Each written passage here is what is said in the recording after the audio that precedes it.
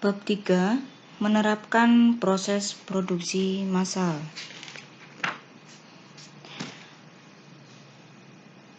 Proses produksi massal dilakukan karena peningkatan produktivitas yang tinggi terhadap barang dan jasa. Oleh karena itu, perusahaan harus memaksimalkan produktivitas dengan cara memproduksi dengan skala besar. Pada bab ini, peserta didik diharapkan mampu mengenal dan mempelajari penerapan proses produksi massal yang dilakukan perusahaan di berbagai bidang usaha.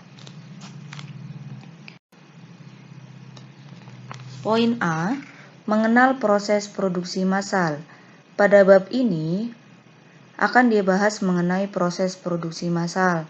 Proses produksi dapat diartikan suatu proses kegiatan meliputi penyediaan bahan baku, mesin, SDM dalam upaya menciptakan suatu produk, baik berupa barang maupun jasa.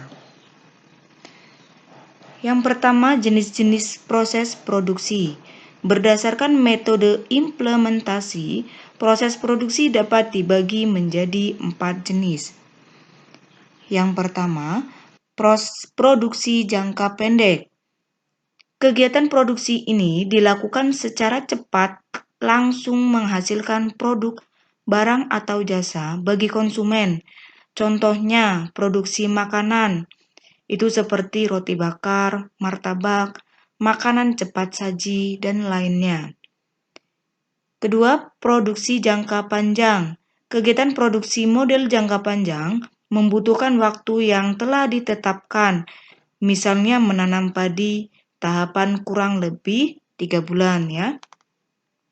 Produksi terus-menerus.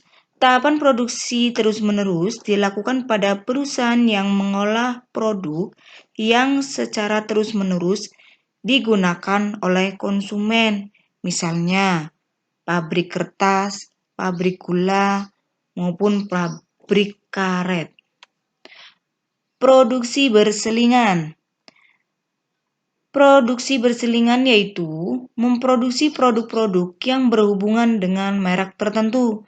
Misalnya, produk sepeda motor, maka perusahaan yang bekerja sama yang berkaitan dengan sepeda motor membuat spare part yang dibutuhkan, misalnya produk ban, produk mesin, produk knalpot, produk lampu LED, bahkan produk velg, sehingga jika produk tersebut digabungkan akan menjadi produk sepeda motor. Sekarang karakteristik proses produksi. Proses produksi mempunyai karakteristik. Yang pertama berdasarkan proses. Ada yang namanya produksi langsung. Adalah produksi kebutuhan primer dan sekunder. Kebutuhan produksi primer meliputi pengolahan hasil pertanian, pertambangan, perikanan, dan sebagainya. Dalam produksi sekunder, yaitu produksi yang menjadikan bahan baku menjadi nilai kebermanfaatan lebih.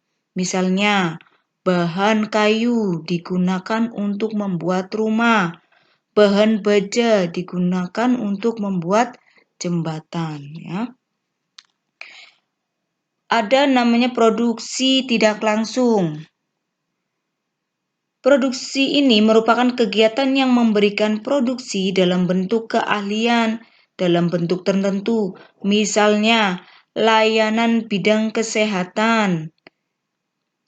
Ya, ada namanya layanan dalam bidang konstruksi dan lainnya. Yang kedua, berdasarkan sifat proses produksi. Ada 4, yaitu proses produksi ekstraktif, yang merupakan kegiatan produksi mengambil produk atau bahan baku dari alam.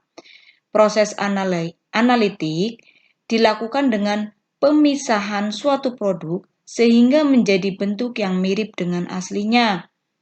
Proses fabrikasi artinya mengubah bahan baku menjadi produk baru. Proses sintetis yaitu kegiatan menggabungkan beberapa bahan menjadi bentuk produk. Biasanya disebut proses perakitan.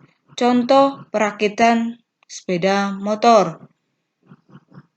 Berdasarkan jangka waktu produksi, ada dua, yaitu produksi terus-menerus dilakukan secara terus-menerus untuk pemenuhan kebutuhan konsumen. Produksi ini biasanya untuk kebutuhan primer.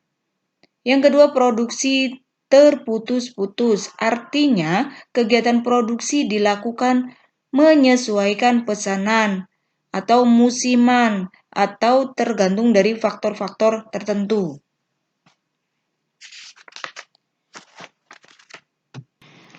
Poin B, melakukan produksi massal.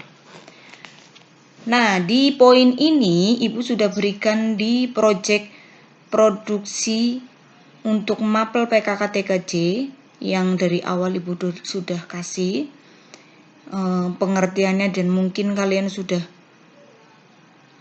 dijabarkan, disesuaikan dengan hobi atau kegiatan yang sudah kalian pernah lakukan. Nah, pada bab ini dapat melakukan produksi massal dengan berbagai macam jenis usaha. Tahap ini akan memahami bagaimana melakukan produksi massal pada bidang usaha sebagai berikut. Nih, ini contoh baru selain yang saya berikan kemarin ya. Ada misalnya produk cutting stiker ya. Cutting stiker merupakan unit usaha di bidang pembuatan stiker. Peluang unit usaha ini sangat baik karena stiker banyak yang menggunakan. Jika jeli dengan peluang pasar, produk cutting stiker akan mudah menemukan pelanggan. Jika ingin melakukan produksi massal, produk cutting stiker dilakukan terlebih dahulu atau survei stiker apa yang paling banyak dicari, atau dapat juga bekerja sama dengan owner atau pemilik yang sedang melakukan kegiatan.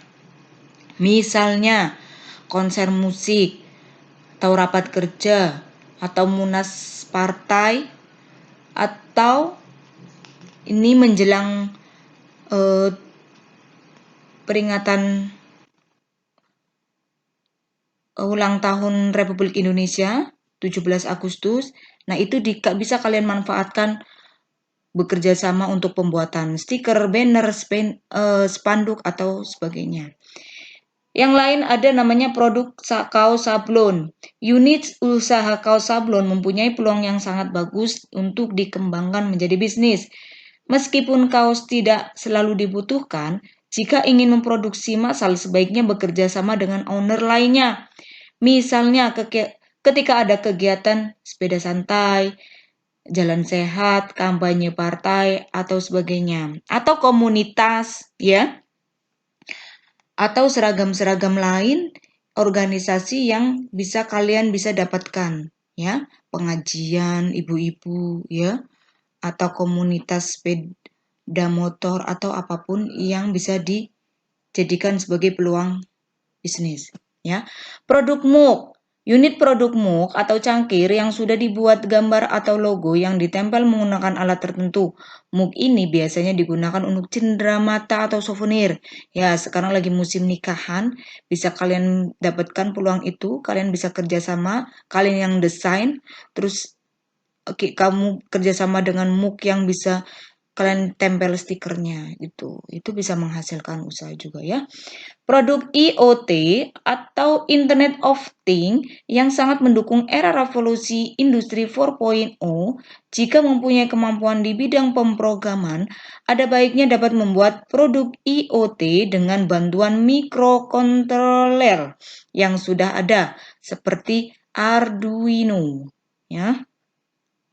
Ada namanya produk Android. Produk Android berupa aplikasi di antaranya game, pendidikan, dan sebagainya. Fitur Android ini biasanya terdapat di Play Store. Ya, kalian misalnya udah jago di pembuatan aplikasi, kalian bisa aplikasikan nggak usah di aplikasi sekarang manfaatkan media sosial yang ada. Misalnya Facebook, Twitter, Instagram, terus blog, atau apapun itu, sehingga itu bisa kalian manfaatkan sebagai media pemasaran sebagai media menghasilkan peluang usaha, ya. YouTube. Nah, itu sekarang peluang besar. Jadi bagaimana kalian untuk bisa masuk ke ranah tersebut? Oke? Sekian dulu, terima kasih.